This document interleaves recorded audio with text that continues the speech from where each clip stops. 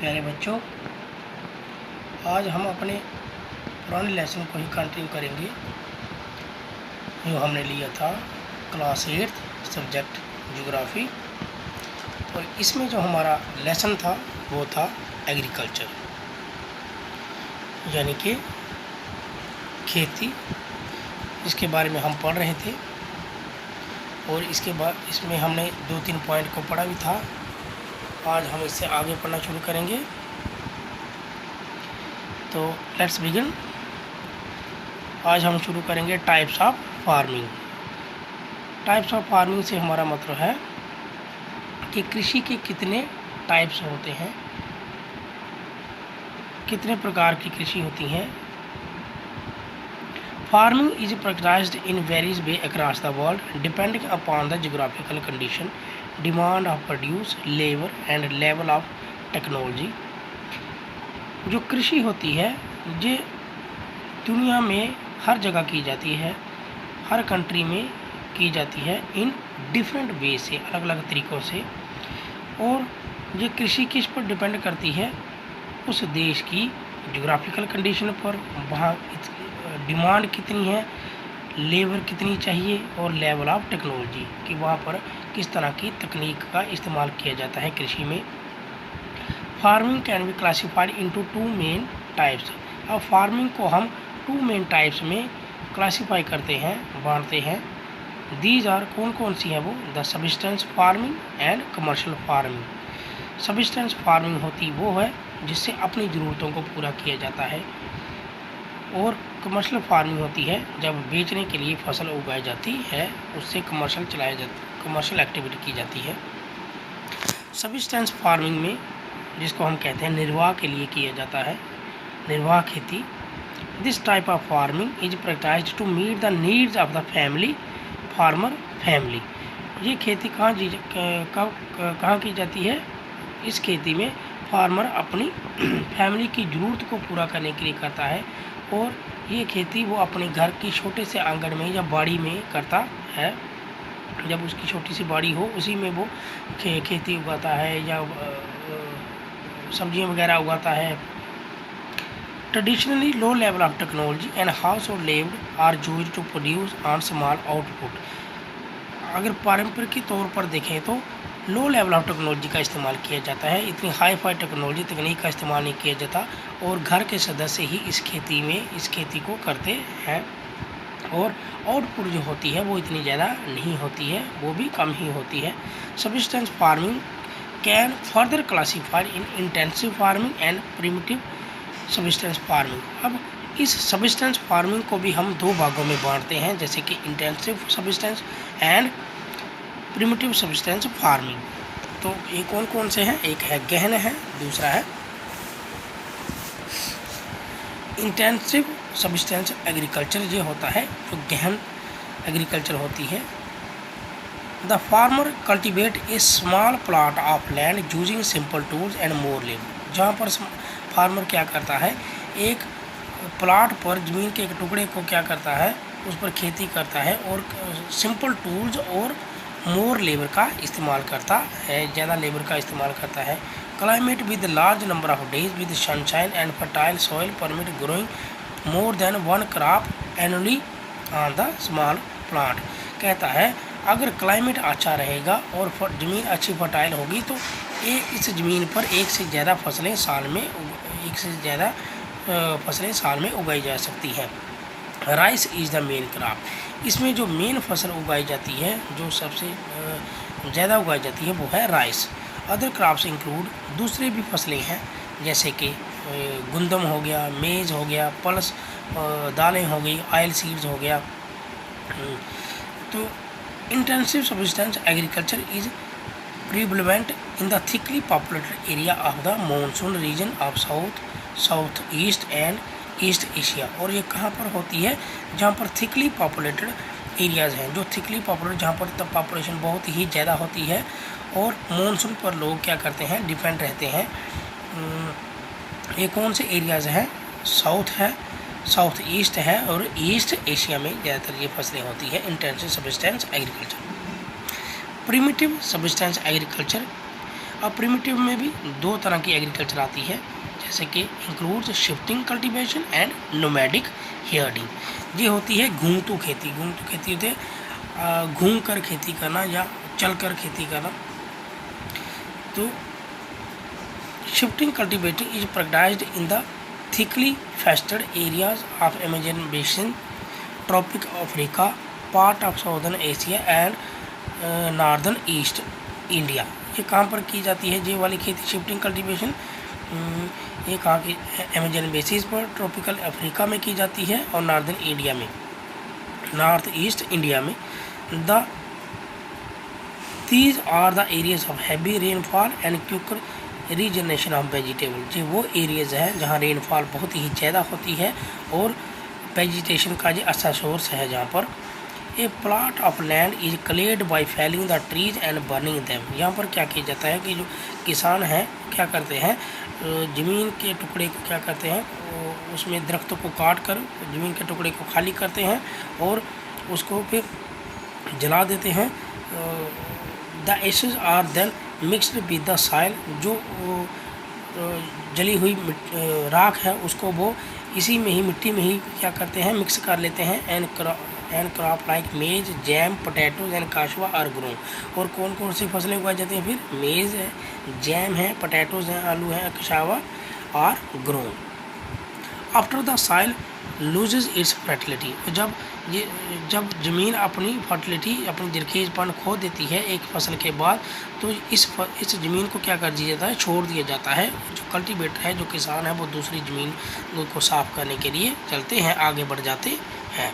Shifting cultivation is also known as slash and burn agriculture. और shifting cultivation को हम burn agriculture भी कहते हैं। बर्न एग्रीकल्चर मीन जलाकर, ज़मीन को जलाकर खेती करना।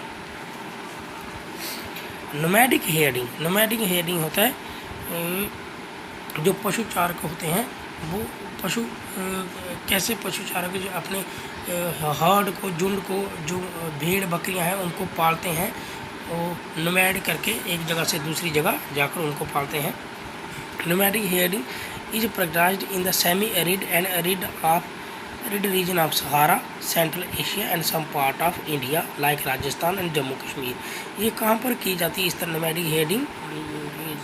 जानवरों को पालना semi arid area, arid region of Sahara, central Asia and some part of India. Hindustan में कुछ हिस्सों पर की जाती है होती है, जैसे कि लाइक राजस्थान और Jammu Kashmir. In this type of farming, अब इस फार्मिंग में क्या किया जाता है, herd man move from one place to another with their animal for fodder and water along definite route. यहाँ पर क्या होता है, जो पशु चारक होते हैं वो अपने पशुओं को लेकर एक जगह से दूसरी जगह जाते हैं, किसकी तलाश में, घास की तलाश और पानी की तलाश में। डिफरेंट रूट्स पर वो जाते हैं जहाँ पर उनको ये घास और पानी की सुविधा मिल जाए। वो ऊंचे ऊंचे पहाड़ों पर भी जाते हैं। This type of movement arises in response to climate changes and terrain. ये किस तरह, ये कब होती है, जब क्लाइमेट में बदलाव आता है, चेंजेस आता है, तो वो ये मूवमेंट करते हैं, एक जगह से दूसरी जगह जाते हैं। और इनके इस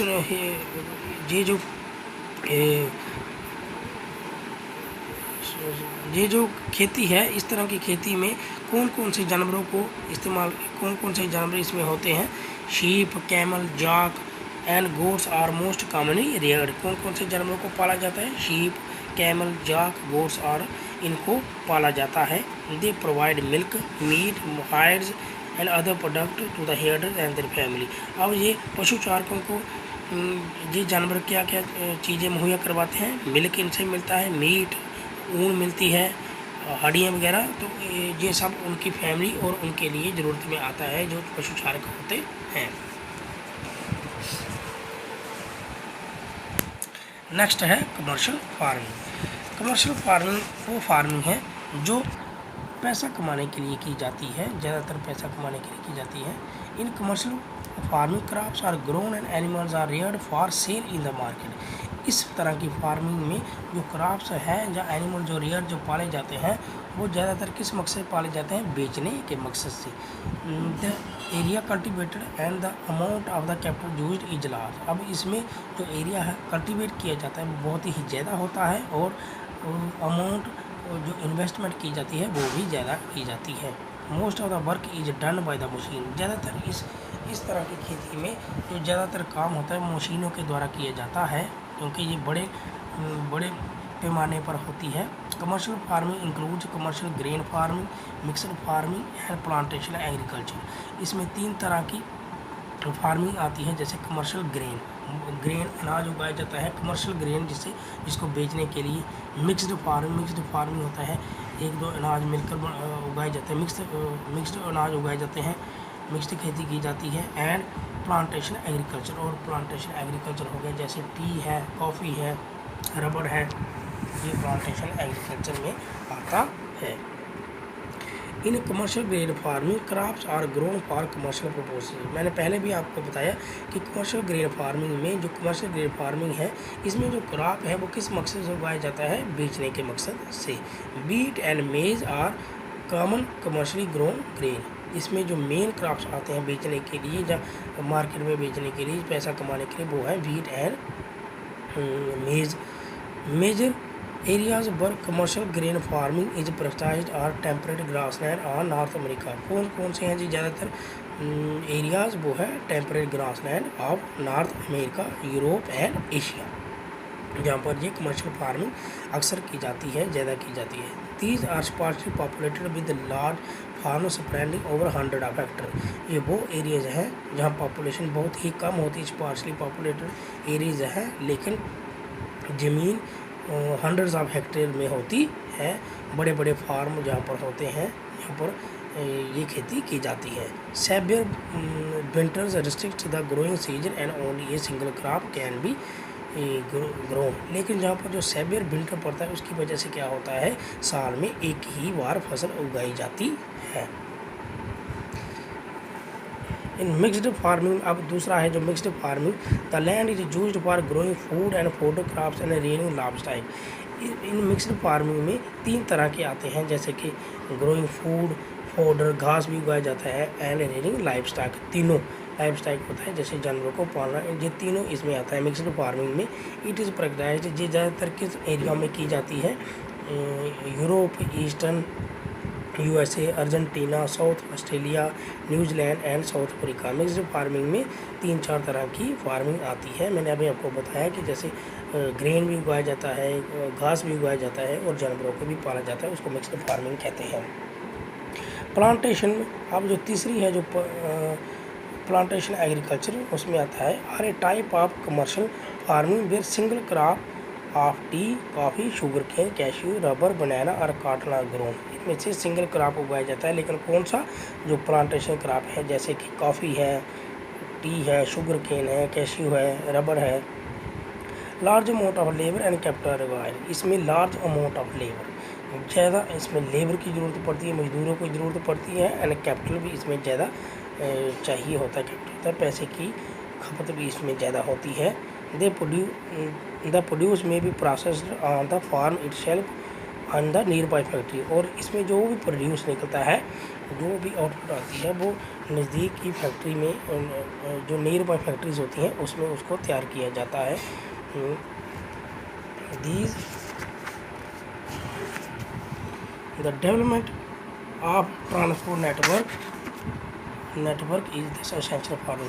ट्रांसपोर्ट नेटवर्क इस फार्मिंग के लिए बहुत ही ज़रूरी होता है, क्योंकि ट्रांसपोर्ट नेटवर्क के बिना ये चलती नहीं होती है। Major plantation of tropical region of world, rubber is the coffee in Gujarat, tea in India, Sri Lanka are some example. Tea in India में होती है, कॉफ़ी इन ब्राज़ील में,